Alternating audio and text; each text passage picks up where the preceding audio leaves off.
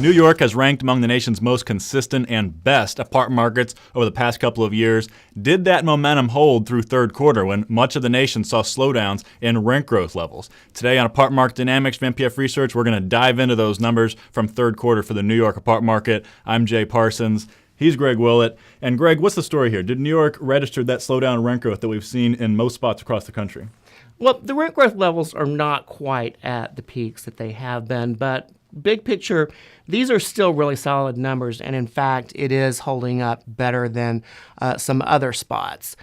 For the quarter, we had kind of lukewarm rent growth, 0.4%, but look at the impressive results on this chart here for annual change in rents.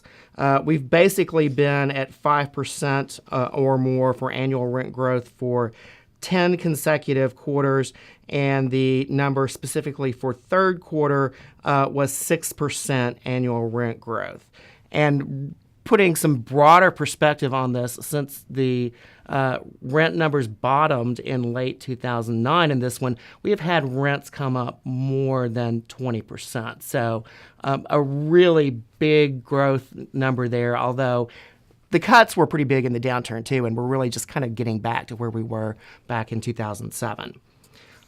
Some interesting big numbers on the actual rent levels. The monthly average for product that we're tracking across Metro New York is $3,280.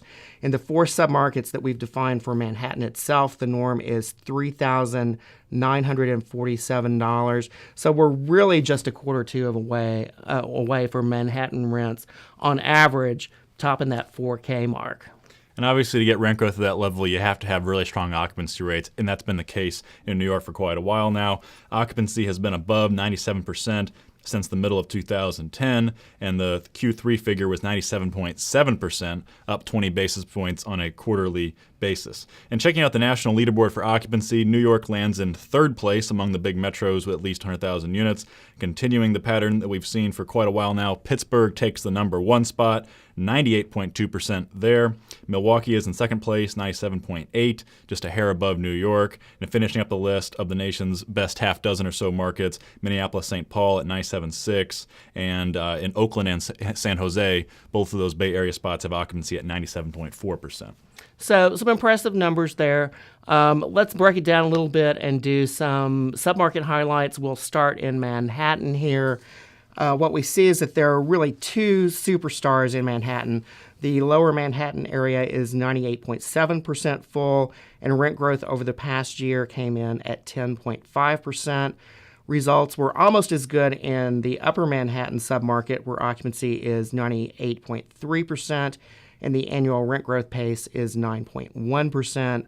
For Midtown, we're showing occupancy at 98% even, while annual rent growth is at 4.3%. And finally, in Harlem, the occupancy number registers at 97.4%, but rent growth a little bit more sluggish in this one at 2.4%. Now, turning over to the suburbs, occupancy is consistently high, but the rent change numbers are decidedly mixed in the suburbs. You do have some that are getting pretty strong growth, some are basically flat.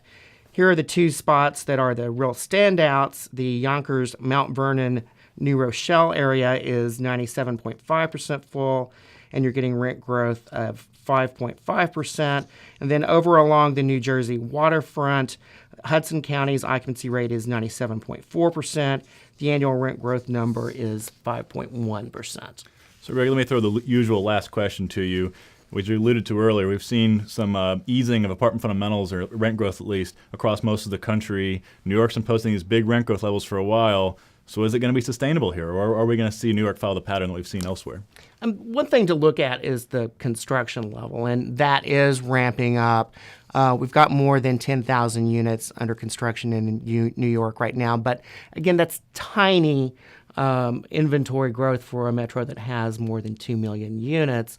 So occupancy, we think it really remains pretty full. But you do have to lease more product to get those units through initial lease up, and that probably is going to slow down the rent growth number a little bit.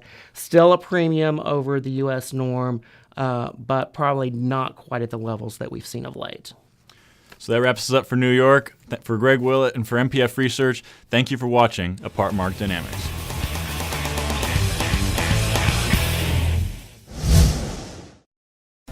Want more? Go deeper with NPF Research's apartment market reports. From a national level, down to individual metros, to specific neighborhoods, NPF Research has been providing unparalleled apartment market intelligence to the multifamily industry for almost 5 decades. Learn more by contacting us at 877-284-4938 or visit www.npfresearch.com and click on Market Reports.